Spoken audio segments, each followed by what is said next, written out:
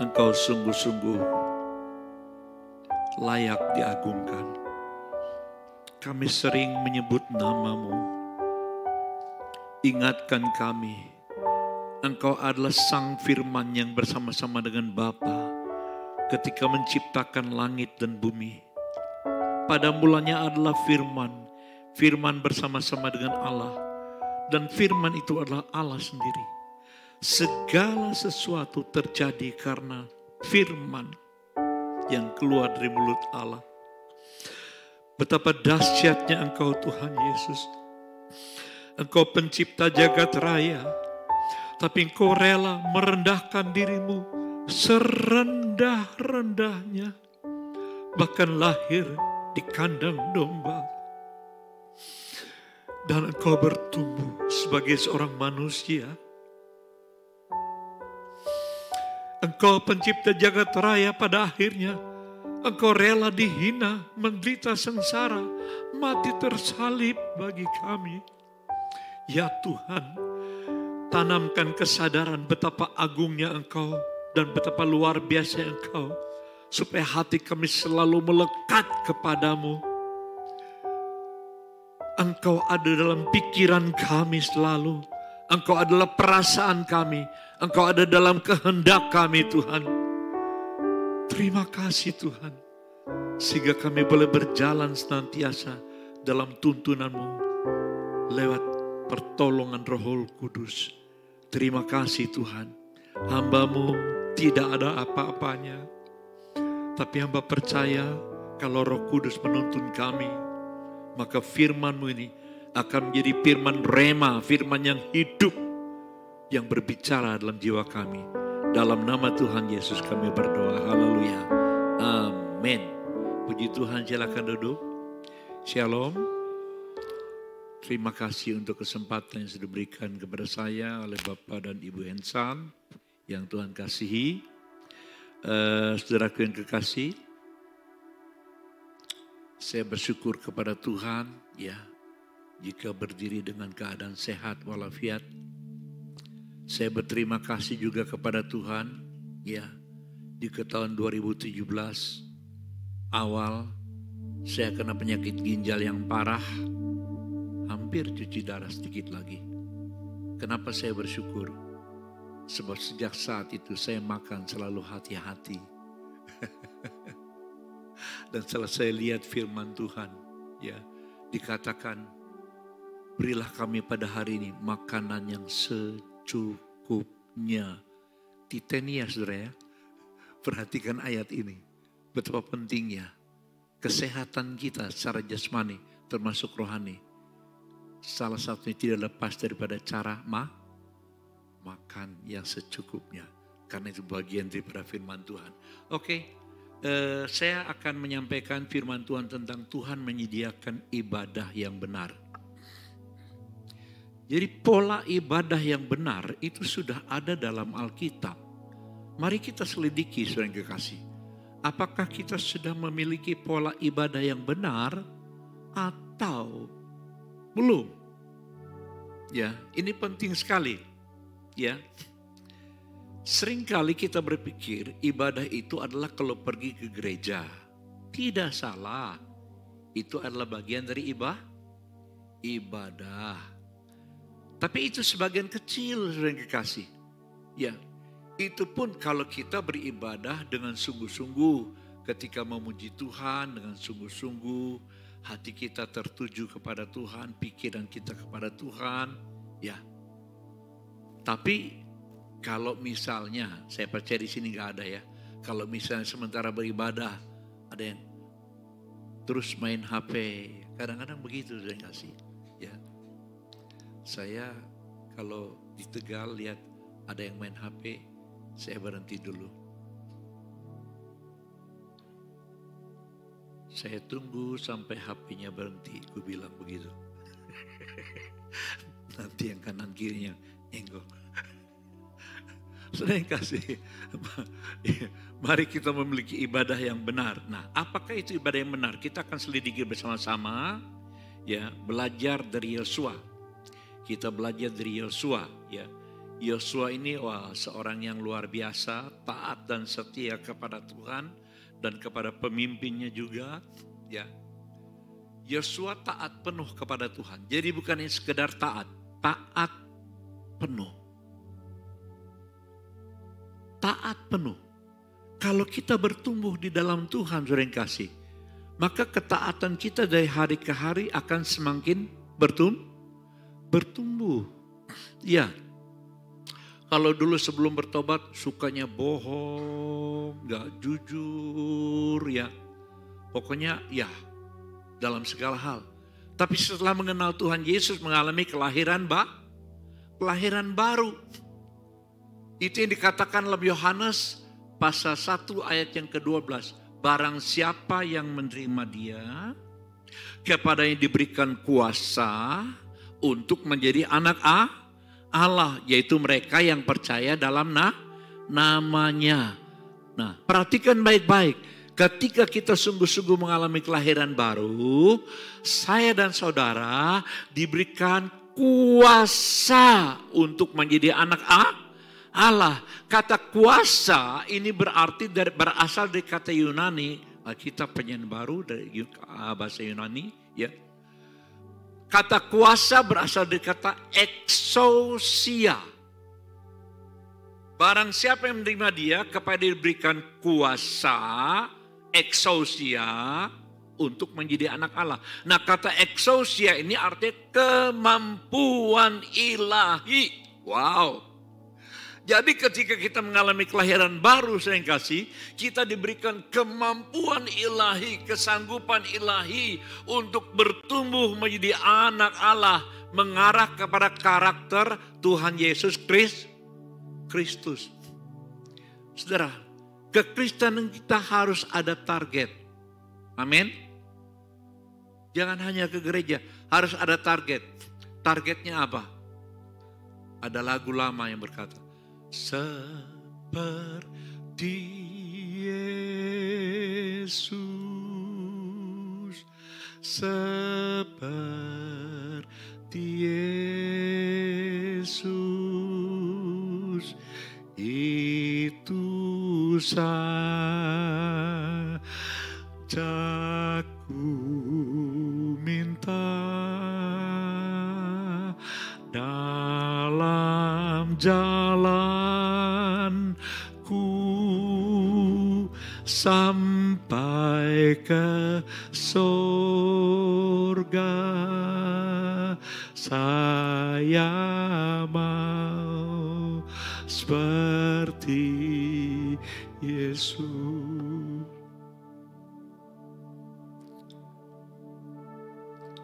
Saya belum sama seperti Yesus, karena itu terus mengejar target. Walaupun hari ini, tahun ini usia saya sudah menjalani menjelang 72 tahun, ya, karena kemurahan Tuhan. Saya tidak pernah puas. Saya terus mengejar. Kenapa? Karena aku belum seperti Yesus. Tuhan mentargetkan kita untuk menjadi serupa dengan anaknya. Sehingga Dia menjadi yang sulung dan kita menjadi adik-adik Tuhan Yesus Kristus. Amin. Haleluya. Tuhan Yesus tidak sekedar mati tersalib supaya kita tidak masuk neraka. Lebih daripada itu, sering kasih. Memang pertama Dia menebus kita dari segala dosa supaya kita diselamatkan, diberikan hidup kekal. Itu baru pintu masuk. Dan seterusnya Dia ingin kita bertumbuh. Terus bertumbuh.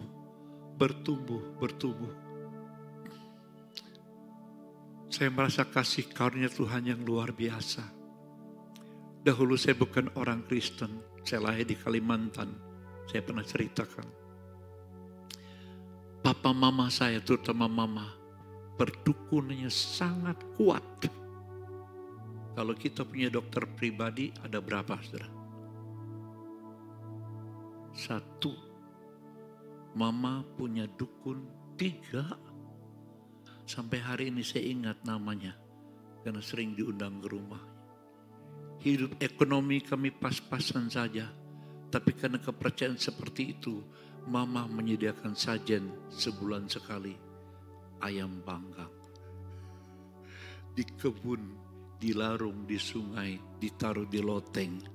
Yang namanya dikasih makan. Ya teka lah, datang. Antara ada dan tiada. Itu sudah ada pada zaman saya masa kanak-kanak. Tapi oleh karena kasih karunia Tuhan, ketika Andreas Rusli kakakku dari Pangkalan Bun di GPPS ya, dia anggota sidang jemaat pendeta Ishak Leo, Menteri GPPS, dia catat semua ya khotbah Ishak Leo sampai dia punya 2 buku tebal. Dia pulang sebagai panitera pengadilan pegawai negeri, sudah kasih. Tapi dialah yang membersihkan rumah kami dari setan-setan. Wah, dalam nama Tuhan Yesus setan pergi. Dan saudara tahu, ya rumah kami menjadi gereja Pentakosta yang pertama di Pangkalan Bun. Kenapa? Karena ada seorang pegawai negeri yang ngusir setan, membersihkan rumah. Dengan pola lama berpikir saya berkata, kok saya kok sakti ya? Saya ingin berguru dengan gurunya dia. Karena dulu sering minum air dukun, emosi saya buruk, sering kasih. Buruk sekali. Roh saya, jiwa saya rusak. Saya suka berkelahi. Saya suka berbohong. Kalau berantem, mata biru, pulang ke rumah, mama tanya, kenapa matamu biru? Aku lari-lari, nabrak tiang listrik.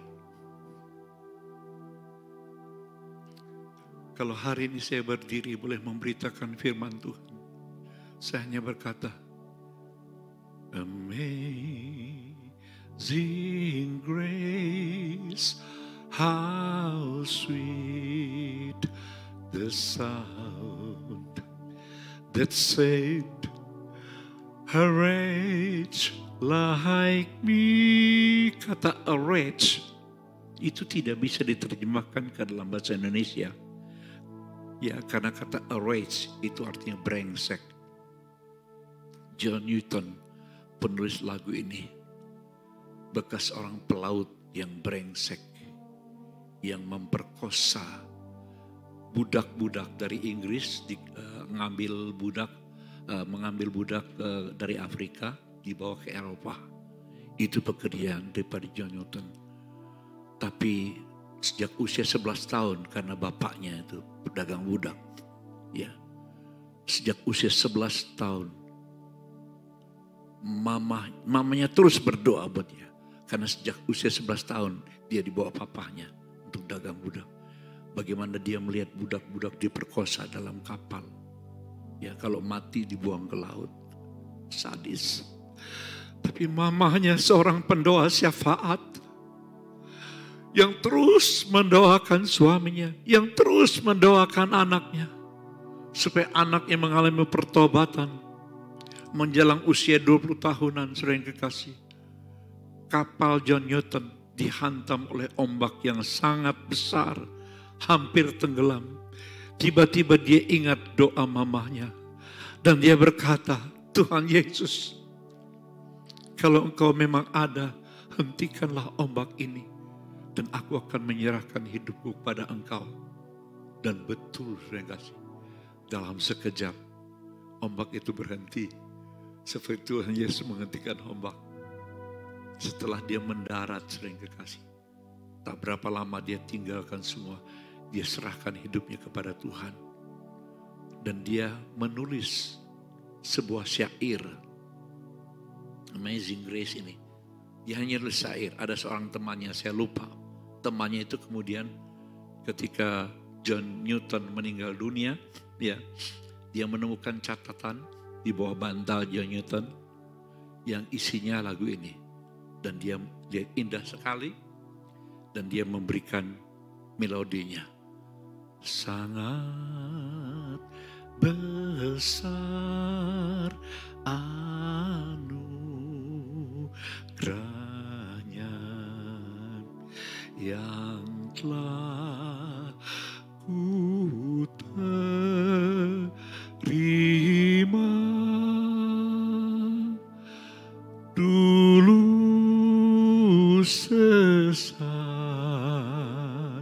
dalam dosa, kini dipimpinnya.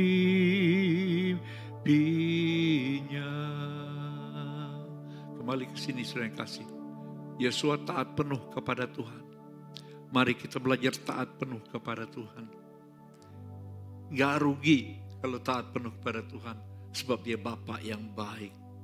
Kasihnya sudah terbukti dengan memberikan anaknya yang tunggal. Ya, gak rugi kalau kita memerangi kedagingan kita. Asal kita sudah lahir baru, saudara yang kekasih. Berdosa atau taat, itu adalah sebuah pilihan. Amin. Halo. Kalau kita belum lahir baru, kita gak bisa, saudara yang kekasih. Kita ada di bawah kuasa dosa. Ya, susah untuk hidup benar. Tapi kalau kita sudah lahir baru, kita sudah diberikan kuasa, exousia, kemampuan ilahi untuk membuat pilihan taat atau tidak taat. Itu sebuah pilihan. Mengampuni atau tidak mengampuni, itu sebuah pilihan. Walau awalnya tidak mudah menyangkal diri memikul salib, mengikuti jejak Kristus, tetapi saya yakin kebenaran firman Tuhan akan terus membuat kita bertumbuh. Ya, jadi Yosua penuh taat juga kepada Musa, pemimpinnya. Orang Kristen yang bertumbuh taat kepada Tuhan, taat kepada pemimpin, taat kepada gembala sidang.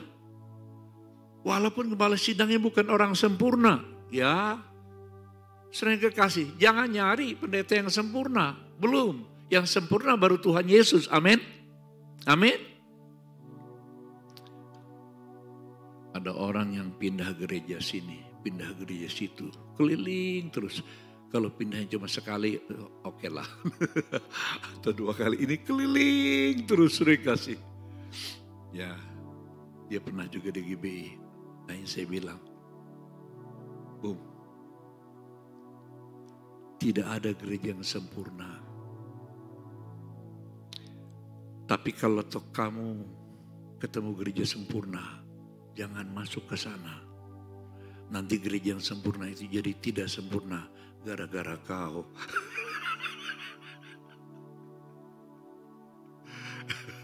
Sudah kasih.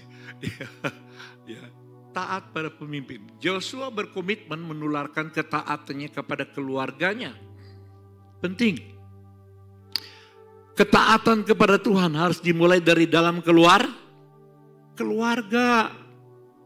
Papa, mama harus jadi model dalam keluarga. Ya. Dan Yosua berkomitmen menularkan ketaatannya bahkan sampai kepada bangsa Israel. Bukan hanya pada keluarga, tapi sampai kepada bangsa Israel. Ya. Yosua pasal 24 ayat 15. Kita baca sama-sama. 2, 3. Tetapi jika kamu anggap tidak baik untuk beribadah kepada Tuhan, pilihlah pada hari ini kepada siapa kamu akan beribadah. Allah yang kepadanya nenek moyangmu beribadah di seberang sungai Efrat, atau Allah orang Amori yang negerinya kamu diami ini. Tetapi aku dan seisi rumahku, kami akan beribadah kepada Tuhan. Saudara yang kekasih, ibadah itu merupakan sebuah pilihan. Pilihlah pada hari ini. Ya, nanti kita akan lihat kata ibadah itu apa. Ya, pilihlah pada hari ini kepada siapa kamu akan beribadah. Ya, tapi dia berkata, aku dan seisi rumahku, keluargaku, kami akan beribadah kepada Tuhan. Penting sekali membangun ibadah dalam keluarga. Ibadah di gereja itu baik, puji Tuhan. Tapi itu hanya sebagian kecil dari ibadah. Salah satu yang sangat penting dimulai dari dalam keluarga. Kalau ayah, ibu, ada engkong emak juga dalam keluarga, ya saya termasuk 3 generasi dalam keluarga saya. Ya, saya, kemudian Daniel dan anak-anaknya. Jadi kami 3 generasi. Saudara yang kekasih. Dan ibadah itu harus dimulai dari dalam keluarga. Ya. Nah, kata beribadah, kita belajar ya. Kata beribadah, ternyata ini dari bahasa Ibrani. Perjanjian lama ditulis dalam bahasa Ibrani. itu dari kata abad. Ya, ucapkan sama-sama 2, 3. Abad ya.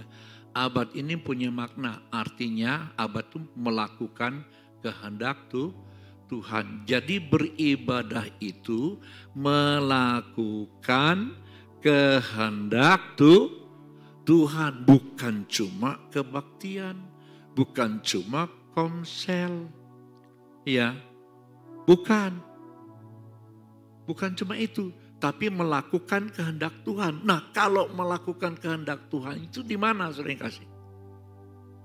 Halo? Di mana-mana. Amin. Berarti kita bisa beribadah di mana-mana. Di mana-mana, tentunya jangan meninggalkan kebaktian, ya. Tapi saudara yang kekasih, konsep ibadah yang benar itu adalah dari kata abad, artinya melakukan kehendak Tuhan. Nah, kalau melakukan kehendak Tuhan, itu kita bisa melakukan di mana-mana, beribadah di mana-mana, ya. Itu sebabnya dikatakan, ya, melakukan kehendak Tuhan itu sama dengan sebuah kehormatan. Dan segala sesuatu yang kamu lakukan dengan perkataan ataupun perbuatan, lakukanlah semuanya itu dalam nama Tuhan Yesus Kristus sambil mengucap syukur oleh Dia kepada Allah Bapa kita. Sering kekasih, melakukan kehendak Tuhan sebuah kehormatan. Kalau kita bisa melakukan kehendak Tuhan, itu kehormatan sekaligus dan merupakan kasih karunia. Jangan berpikir ya, kalau kita bisa rajin dan setia berbakti, kalau kita bisa berbuat baik, lalu kita menjadi sombong, dijauhkan Tuhan. Sebab kesombongan bukan bagian kehendak Tuhan. Kalau kita bisa menolong orang lain, membantu orang lain, itu semua adalah kasih karunia, anugerah Tuhan. Saudaraku,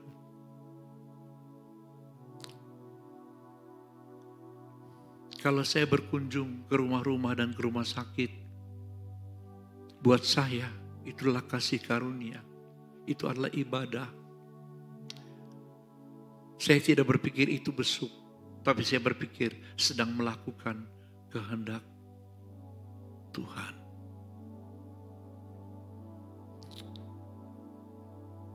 Saya pergi kemana-mana selalu bawa ini, saya kasih. Ya. Saya hubungkan dengan Bluetooth. Suatu hari saya melayani seorang emak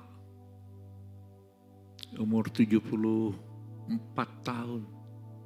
Ya. Karena penyakit yang yang parah.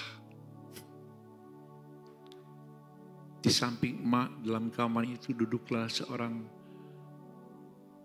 asisten rumah tangga yang mendampingi si emak ini. Dia Islam. Kemudian saya nyanyikan lagu ini, saudara yang kekasih. Lagu yang sangat dikenal. Tak tersembunyi kuasa Allah. Kalau lain ditolong, saya juga.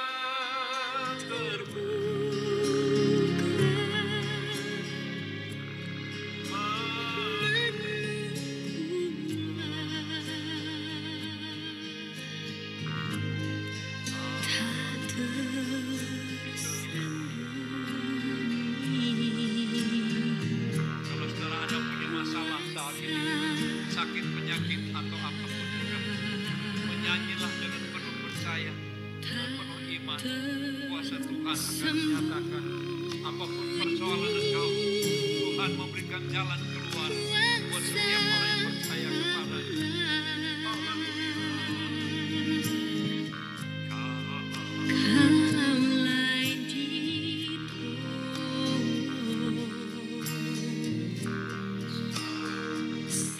Apa yang terjadi sering kekasih? Ketika aku nyanyikan lagu ini untuk si Ima yang sedang sakit,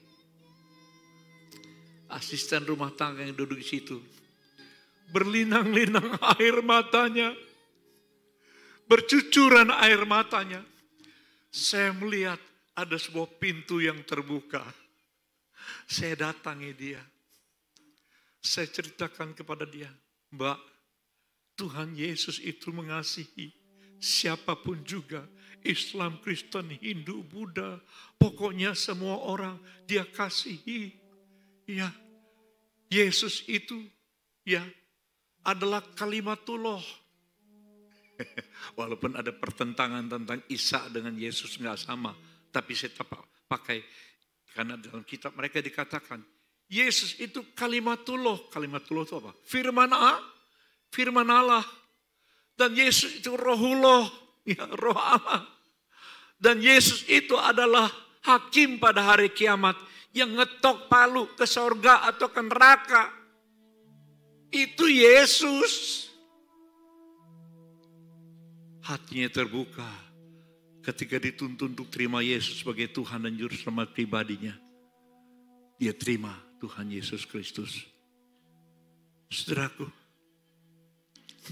kemana-mana saya bawa ini, ke rumah sakit saya bawa ini, sudah kasih. Yang penting kita harus menyesuaikan diri. Kalau orang itu adalah dalam ruang khusus sendiri, tidak campur dengan orang lain, boleh putar ini. Saya hanya menginspirasi, kalau saudara ingin melayani, ya, bawa teman ini.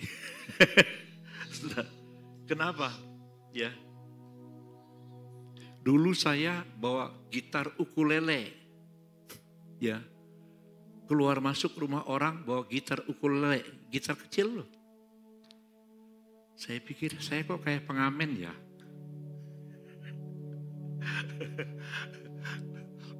Kenapa saya nggak beli Bluetooth aja? Ya.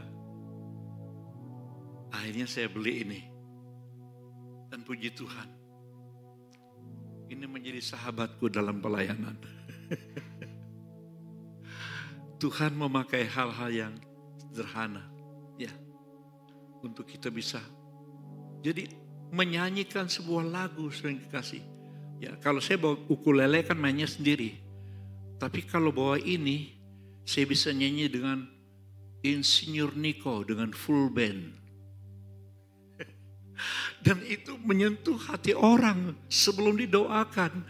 Kalau hati orang disentuh, pintu itu terbuka, imannya dipersiapkan sehingga ketika diinjil dan didoakan, orang itu boleh terima Tuhan Yesus dengan sungguh-sungguh. Dan puji Tuhan, tante yang usia tua itu sudah 74, 75 ya, bisa pulih dan hari ini rajin kebaktian dengan anak cucunya. Tuhan berkuasa, bukan saya yang menyembuhkan, tidak. Bagian kita adalah berdoa dengan percaya, amin. Yang menyembuhkan siapa? Tuhan Yesus. Saya selalu berkata, Tuhan Yesus, bagianku hanya berdoa, mohon kepada Engkau. Tapi yang menyembuhkan, yang melakukan mujizat adalah Engkau ya Tuhan Yesus. Ketika saya berkata demikian, hatiku jadi pede, sudah dikasih. Saya percaya diri dalam arti kata, ya memang Tuhan yang menyembuhkan. Bagian kita berdoa dengan percaya. Itu saja, betul? Haleluya. Kalau begitu, setiap kita bisa dong berdoa bagi orangnya yang sakit. Amin. Tanda-tanda ini menyertai orang percaya. Dia akan mengusir setan demi namaku. Ya, jangan kalau ke dapur malam hari.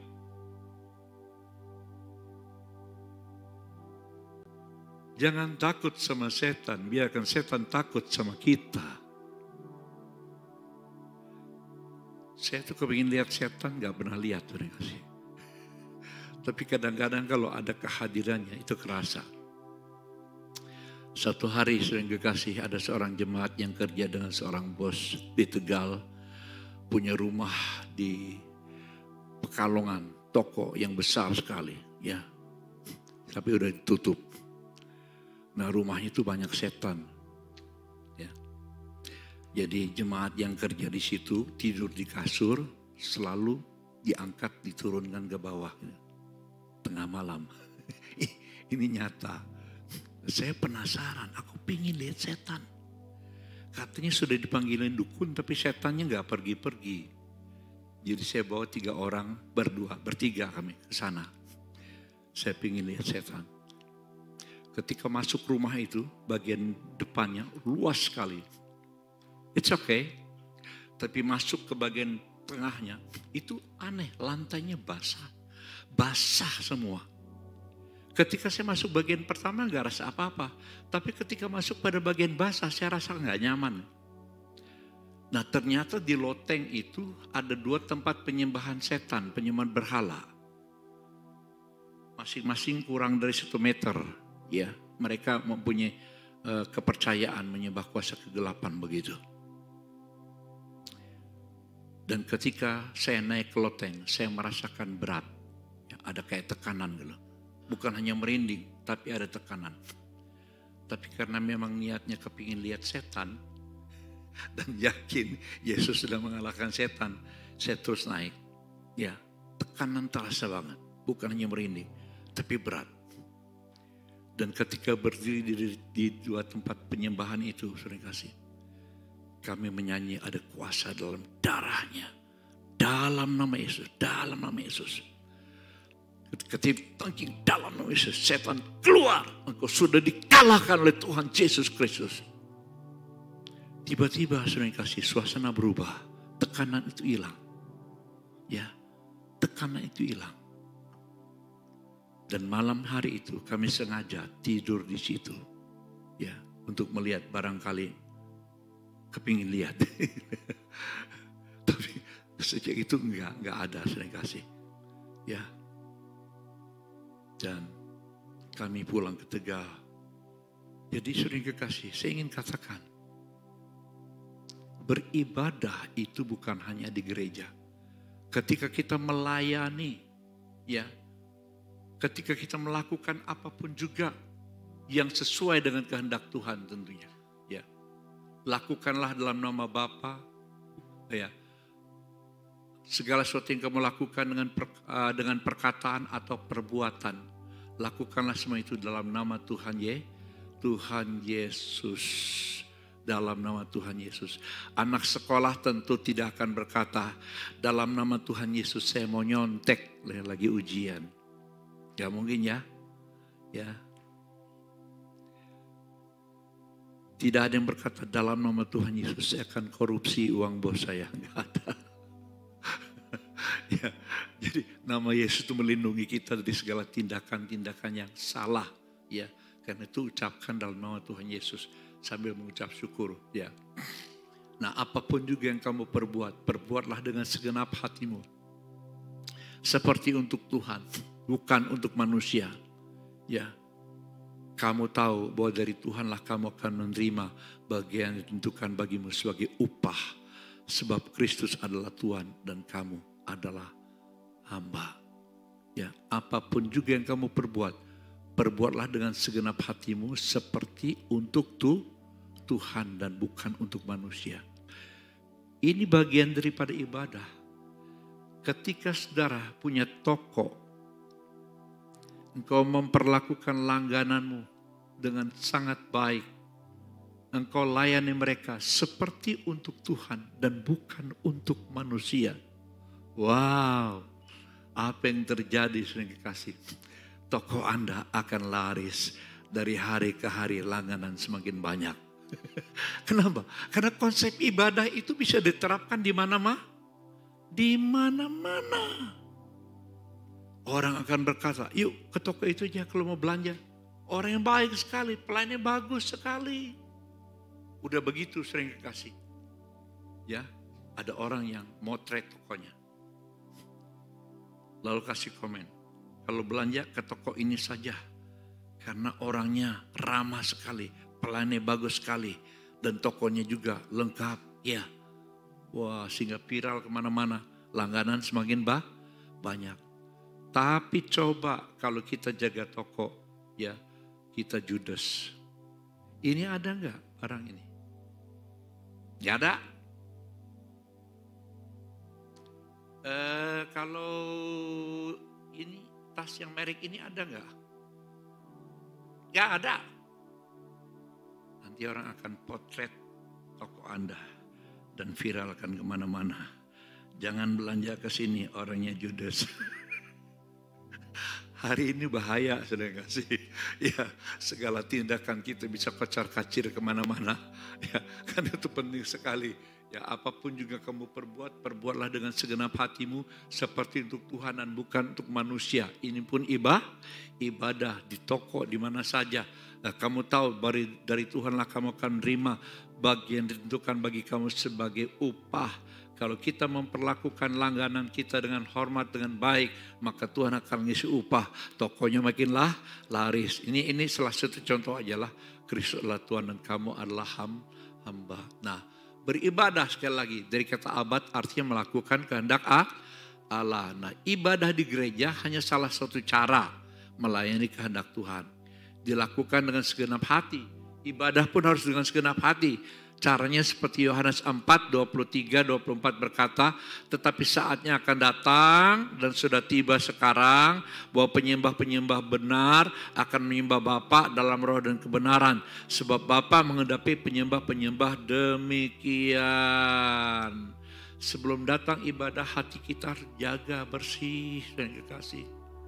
Boleh main HP, boleh nulis WA, boleh lihat video, tapi pilih-pilih. Jangan sembarangan.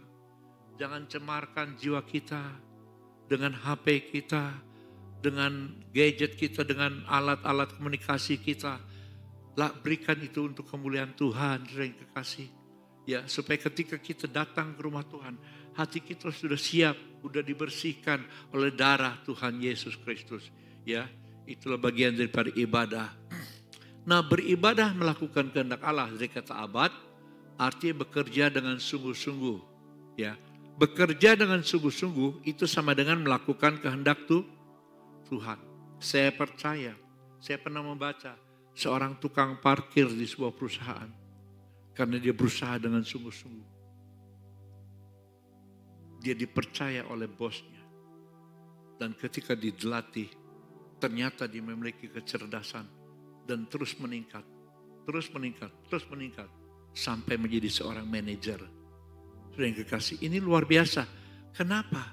Ya, karena bekerja dengan sungguh-sungguh itu melakukan kehendak Allah, kehendak Tuhan.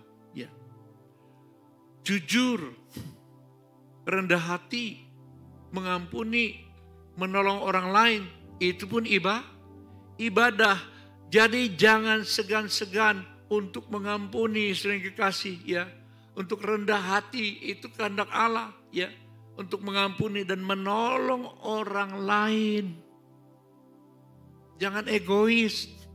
Itu bukan ibadah. Tuhan gak suka dan orang egois. Tapi orang yang peduli dan suka memperhatikan dan menolong orang lain merupakan ibadah, merupakan abad, yaitu melakukan kehendak Tuhan. Jadi sekali lagi ibadah bisa dilakukan di mana-mana. Tinggalkan cara berpikir kita tentang ibadah yang sempit. Sekali lagi, beribadah di gereja tidak salah. Tetapi abad melakukan kehendak Tuhan itu bisa dilakukan di mana-mana. Ya, menasihati seseorang. Jangan ngerasani. Itu bukan ibadah. Kalau ada teman yang salah, teman segera yang salah, berikan nasihat kepadanya. Bukan menghakimi, tapi dengan kasih, dengan tujuan supaya dia mengalami perubahan dan tidak mengalami masalah. Bagaimana kalau dia tersinggung? Dia marah. Ada orang seperti itu.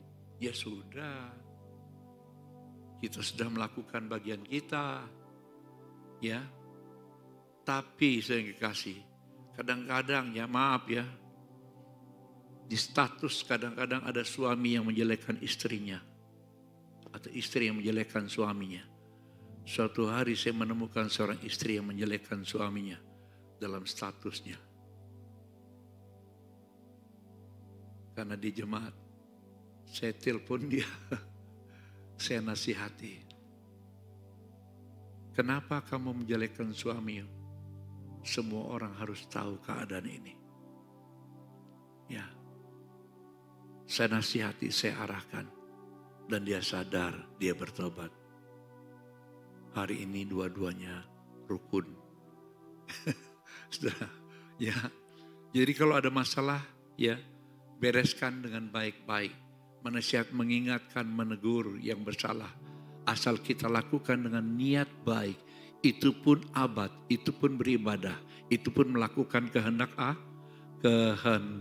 Allah. Kesimpulannya, ibadah atau abad artinya melakukan kehendak Tuhan di mana saja dan kapanpun juga. Haleluya. Nanti selesai kebaktian, meninggalkan tempat ini, ya silakan beribadah di luar sana. Haleluya. Amin. Ya, kalau biasa kasih parkiran 2.000, mau kasih 5.000, itu pun ibadah. Amin. Ini pola ibadah yang sederhana saja. Mari kita sama-sama bangkit berdiri, sering kasih untuk mengakhiri ibadah kita.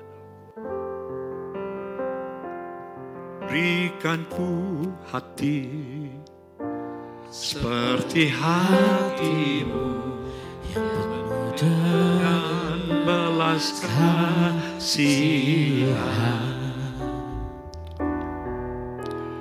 Berikanku mata seperti matamu, memandang tuaya di sekelilingku. Berikanku tanganmu untuk melakukan tugasku. Berikanku kakimu melangkah dalam rencanamu. Berikanku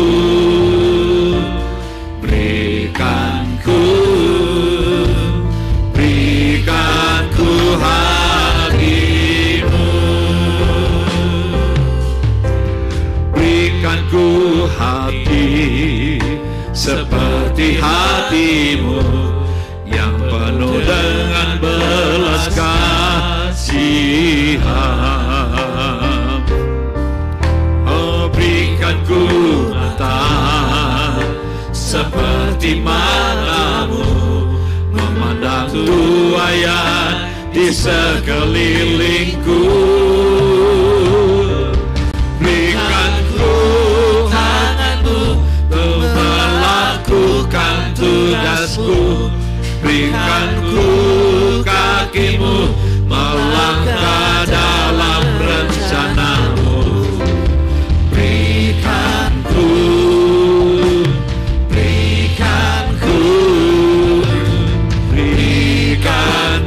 hatimu.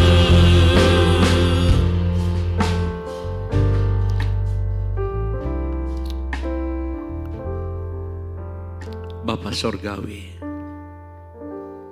hamba-Mu sangat terbatas. Tapi Engkau yang tidak terbatas, Tuhan. Roh Kudus yang tidak terbatas, berbicaralah terus dalam hati kami.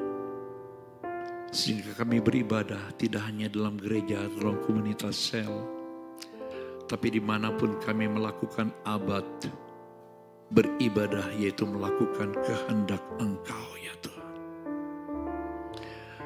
Mulai dari secara pribadi, dalam keluarga kami ya Tuhan, dan sampai dimanapun kami berada. Dengan cara demikian kami boleh menjangkau jiwa-jiwa bagi kemuliaan nama-Mu. Dengan cara demikian juga kami boleh memuridkan mereka yang belum mengenal Engkau, yang tadi sudah kami jangkau Tuhan. Kami lanjutkan pemuridan. Terima kasih Tuhan, terima kasih.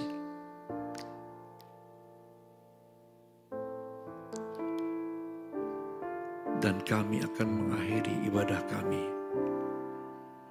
Saudaraku yang kekasih, angkatlah tanganmu. Pergilah keluar sana dan lakukan ibadahmu, yaitu melakukan kehendak Tuhan dalam setiap langkah hidupmu. Engkau akan menjadi berkat dan jiwa-jiwa dimenangkan bagi kemuliaan Tuhan Yesus.